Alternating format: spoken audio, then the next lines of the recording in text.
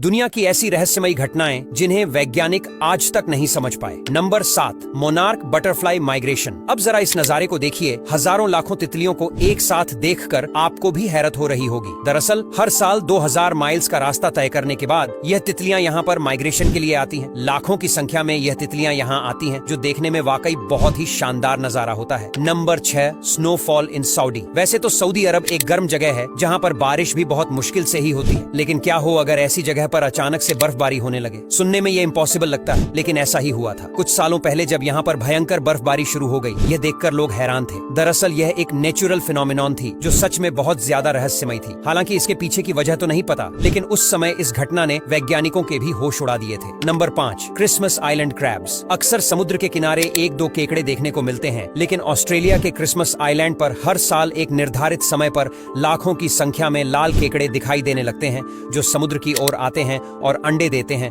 अंडे देने के बाद यह समुद्र में चले जाते हैं। पर सबसे रहस्यमयी बात यह है कि यह घटना क्यों होती है और यह केकड़े कहां से आते हैं। इन केकड़ों की वजह से यहाँ रहने वाले लोगों को भी दिक्कत होती है, क्योंकि लाखों की संख्या में यह केकड़े हर जगह पर नजर आते हैं। Number 4, fish rain. पानी की बारिश के बारे में आपने कई बार सुना होगा, लेकिन क्या आपको पता है कि इस दुनिया में मछलियों की भी बारिश होती है, यानी कि आसमान से मछलियां बरसती हैं। ये नेचुरल घटना बहुत ही ज्यादा दुर्लभ है, लेकिन प्रकृति की इस घटना ने वैज्ञानिकों को भी सोचने पर मजबूर कर दिया था। पर बाद में वैज्ञानिकों ने इसके पीछे का कारण पता लगाया। असल में फिश रेन होने का सबसे अहम कारण टॉर्नेडो होते हैं। समुद्र में जब बड़े बड़े टॉर्नेडो आते हैं तो वह समुद्र की मछलियों को भी अपने साथ आसमान में ले जाते हैं। फिर बाद में जब यही बदल कहीं पर जाकर बरसते हैं तो साथ में ये मछलियां वहां पर बरसती हैं और इस तरह से फिश रेन होती है। Number 3, waterfall tree Montenegro. ये वीडियो देखिए, जिसे देखकर आप भी सोचने पर मजबूर हो गए होंगे कि आखिर एक पेड़ से झरना कैसे बह सकता है। पर हम आपको बता दें कि इसके पीछे जो कारण है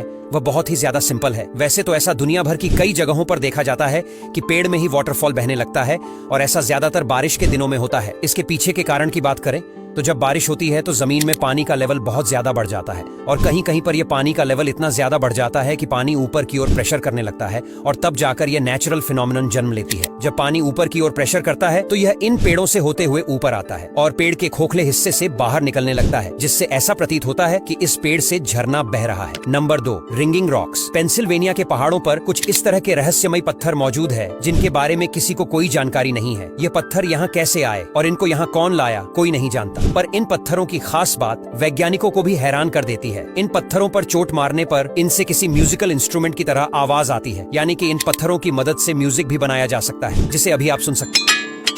यहाँ के हर एक पत्थर से अलग अलग आवाज आती है जो म्यूजिकल इंस्ट्रूमेंट्स की तरह होती है। आपको बता दें कि इस तरह के पत्थर हमारे भारत में भी पाए जाते हैं, पर इन पत्थरों का रहस्य क्या है वह किसी को नहीं पता। नंबर 1, सी फॉर्म। समुद्री झाग के बनने के कई कारण होते हैं, जैसे कि समुद्र में ज्यादा जानवरों के मरने या फिर समुद्र में बहुत ज्यादा केमिकल की मात्रा होने पर भी समुद्री झाग उठाती है। इसके अलावा समुद्र में नमकीन पानी में हलचल होने पर भी समुद्री झाग उठती है, और कई जगहों पर यह झाग बहुत ज्यादा हो जाती है जो समुद्र के किनारे पर ऐसी दिखाई देती है और तूफान की वजह से कभी कभी रिहायशी इलाकों में भी पहुंच जाती है, जहां पर यह सब कुछ ढक लेती है, जिसकी वजह से वहां का नजारा बहुत अजीब दिखाई देता है, जिसे आप स्क्रीन पर भी देख सकते हो। कभी कभी तो ऐसा लगता है कि जैसे कई सारे बादल जमीन पर उतर आए हो। पर हम आपको बता दें कि यह झाग कभी कभी बहुत जहरीले भी होती है, क्योंकि इसमें कई तरह के केमिकल भी होते हैं। अब यहाँ तक वीडियो देख ली है तो फिर वीडियो को लाइक और शेयर करना बिल्कुल भी मत भूलना। धन्यवाद।